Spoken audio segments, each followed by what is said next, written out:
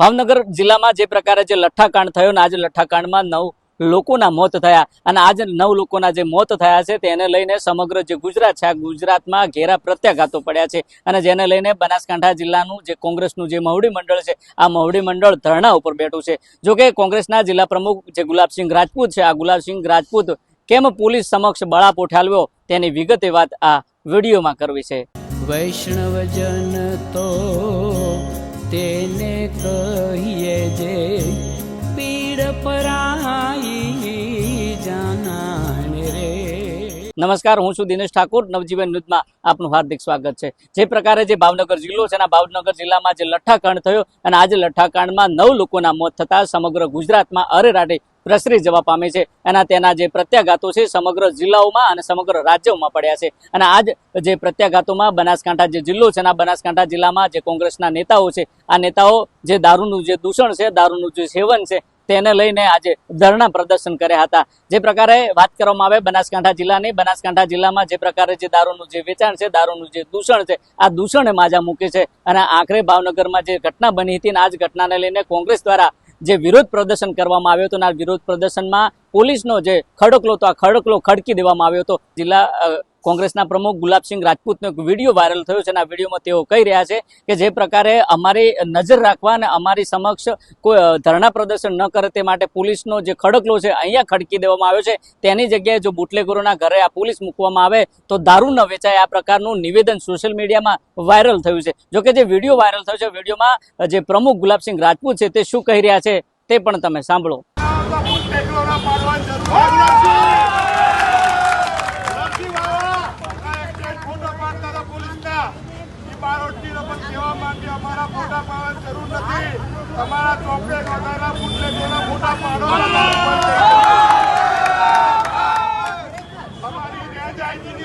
આજુબાજુમાં દારૂ વેચાય છે, અમારી પોલીસના કચેરીની આજુબાજુ દારૂ વેચાય ત્યાં જઈને ફોટા પાડો ત્યાં કઈ કાર્યવાહી કરો તો અમે તમને માનશું। અહીંયા ગાંધીજીના માર્ગે કાર્યક્રમ થાય આટલી પોલીસ ગોઠવી એટલી તમે જો દારૂના અડ્ડા ઉપર ગોઠવો તો એક પણ વેચાય નહીં।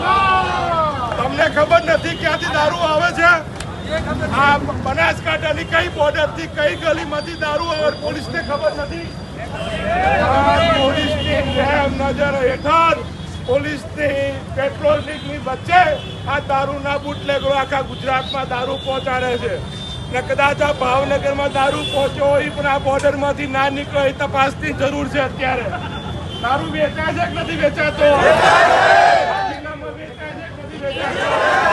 દરેક પોલીસ સ્ટેશનની આજુબાજુ વેચાય છે કે નથી વેચાતો? દરેક સ્કૂલ કોલેજની આજુબાજુ ડ્રગ્સ વેચાય છે કે નથી વેચાતો? આપણને બધાને ખબર છે તો અમને ખબર નથી? આપણે જ્યાં ધરણા કર્યા છે એની 100-200 મીટરની અંદર દારૂ વેચાય અમે વેચાય છે પણ હમણાં લઠ્ઠાકાંડના લીધે ગૃહમંત્રીએ જેમ કીધું છે કે હમણાં મહિનો દારૂ બંધ કરાવો, મહિનો દારૂ નહીં મળે પણ મહિના પછી અહીંયા તમે રેડ પાડશો પણ બનાસકાંઠાની તમામ પોલીસ સ્ટેશનની અંદર દારૂના અડ્ડા ચાલે છે ને હપ્તાખોરી માટે કરીને લોકોનો જીવ લેવા માટે કરીને માત્ર પોતાના પેટ ભરવા માટે કરીને યુવાનો બરબાદ કરી રહે છે। એમાં મોટો ભાગ હોય 5 જિલ્લાની પોલીસનો છે, ગૃહમંત્રીનો છે, તમામ લોકોને લીધે આજે ગુજરાતનું યુવાધન બરબાદ થઈ રહ્યું છે। એના વિરોધમાં ધરણાનો કાર્યક્રમ છે।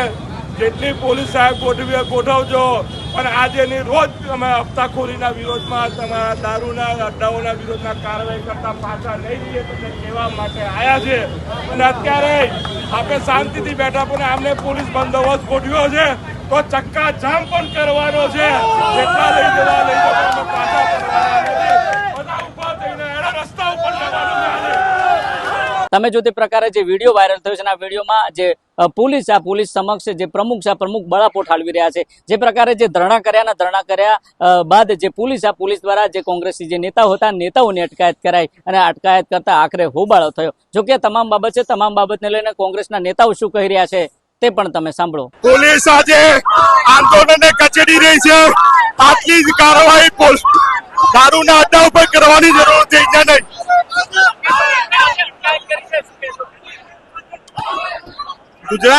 ગુજરાતની અંદર જે આ દારૂ ખુલ્લેઆમ વેચાઈ રહ્યું છે પોલીસ તંત્ર જો એક સરખું કામ કરે તો અહીંયા દારૂ બંધ થાય એ 100% શક્ય છે, પણ હર્ષ સંઘવી ઈચ્છતા નથી કે ગુજરાતની અંદર દારૂ બંધ થાય, એમના હપ્તા બંધ થાય. દારૂ બંધ થઈ જાય તો એમના હપ્તા બંધ થઈ જાય.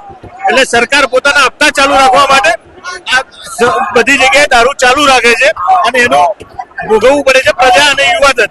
જ્યારે ભાવનગરની અંદર લઠ્ઠાકાંડથી 9 વ્યક્તિના મૃત્યુ થયા છે, ત્યારે આજે બનાસકાંઠા જિલ્લાના કોંગ્રેસ સમિતિ આયોજિત ધરણાનો કાર્યક્રમ રાખવામાં આવ્યો હતો. તેમાં અમારા તમામ સમિતિના પ્રમુખ ગુલાબસિંહ સહિતના આગેવાનોને ધરપકડ કરવામાં આવી છે. વાસ્તવિકમાં ગુજરાતની અંદર દારૂબંધી હોવા છતાં અત્યારે ગુજરાતમાં ગલીએ ગલીએ હોમ ડિલિવરી દારૂ મળે છે. એનું કારણ કોણ? જવાબદાર કોણ? તો સરકાર માત્ર વાતો કરે છે, પણ દારૂબંધી હોવા છતાં જો ગુજરાતમાં દારૂ મળતો હોય તો એને કાયદેસર રાજીનામું આપવું જોઈએ. એવા એવો પ્રશ્ન વિદ્યાર્થીનો છે. અત્યારે મોંઘવારી તમે ખાંડમાં ખાલી જુઓ, ભાવ વધ્યા, ડબલ થયા.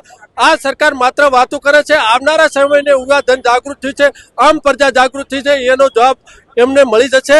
અને ભવિષ્યની અંદર પણ અમે જ્યારે કોંગ્રેસ સમિતિની જરૂર પડશે, ગામડે કોઈ પણ માણસને તકલીફ પડશે, એના સાથે લડત આપીશું. આજે બનાસકાંઠા જિલ્લા કોંગ્રેસ સમિતિ દ્વારા જે ભાવનગરમાં લઠ્ઠાકાંડ થયો છે એના પ્રતિઘાત સ્વરૂપે આજે ધરણાનો કાર્યક્રમ રાખવામાં આવ્યો હતો. આજે ગુજરાતની અંદર ઠેર ઠેર દારૂબંધી હોવા છતાં પણ આવા દારૂ મળે છે અને દારૂની અંદર પણ આજે ડુપ્લિકેશન જે આવ્યું છે, જેના કારણે આજે 8, 10, 15, 50 એટલા લોકોના મોત થાય છે. તો આ ખૂબ જ ગંભીર અને દુઃખદ બાબત છે. આ વિષય ઉપર આજે અમે વડગામ બનાસકાંઠા જિલ્લા કોંગ્રેસ સમિતિ દ્વારા હર્ષ સંઘવીનું રાજીનામું માંગવામાં આવ્યું છે. તમે હાલ જોઈ રહ્યા છો, પોલીસ દ્વારા પણ જે અટકાયત કરવામાં આવી છે, કદાચ આટલી શક્તિ બનાસકાંઠા જિલ્લાના દારૂના અડ્ડાઓ ઉપર અને બુટલેગરો ઉપર રાખવામાં આવી હોત તો કદાચ આના કરતો સારું પરિણામ આજે ગુજરાતને મળ્યું હોત. પણ અફસોસની બાબત છે, આ નિષ્ફળ ગયેલી ભારતીય જનતા પાર્ટીની સામે આજે લોકોમાં પણ આક્રોશ છે.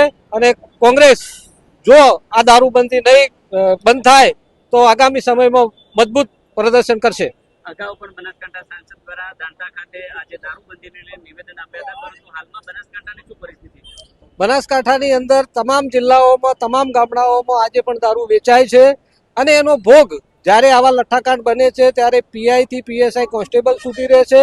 અને જે મોટા છે, જે મોટા હપ્તાઓ ખાય છે, આઈજી છે, એસપી છે, ડીએસપી છે, એ લોકો સટકામાંથી સટકી જાય છે. અને આનું સીધું કનેક્શન 8 ચોપડી પાસ ગૃહમંત્રી હર્ષ સંઘવી સાથેનું સીધું કનેક્શન. તમે જો તે પ્રકારે કોંગ્રેસના નેતાઓએ સીધો આક્ષેપ કરતા કહ્યું કે રાજ્યના ગૃહમંત્રી હર્ષ સંઘવીના આદેશથી સમગ્ર ગુજરાતમાં દારૂનું દૂષણ છે એ તેને માજાએ મૂકે છે. ગલીએ ગલીએ દારૂ વેચાઈ રહ્યો છે અને તે પણ તેમના કહેવાથી. અને બીજી બાજુ જે પોલીસ છે, આ પોલીસ મસ્ત મોટા હપ્તા લઈ દારૂનું જે દૂષણ છે, આ દૂષણ કરાવી રહી છે. આ પ્રકારનું નિવેદન કોંગ્રેસના નેતાએ આપ્યું છે. જોકે આ તમામ બાબત છે, તમામ બાબતને લઈને આવનાર સમયમાં રસ્તા લોકો જે આંદોલન છે, આંદોલનની ચીમકી આપી છે. જોઈએ આવનાર સમયમાં આ જે દારૂનું દૂષણ છે, આ દારૂના દૂષણ ઉપર જિલ્લા પોલીસ વડા અને આઈજી કેટલા સફળ અને કેટલા નિષ્ફળ થાય છે તે તો આવનારો સમય બતાવશે. દિનેશ ઠાકોર, નવજીવન ન્યૂઝ, બનાસકાંઠા.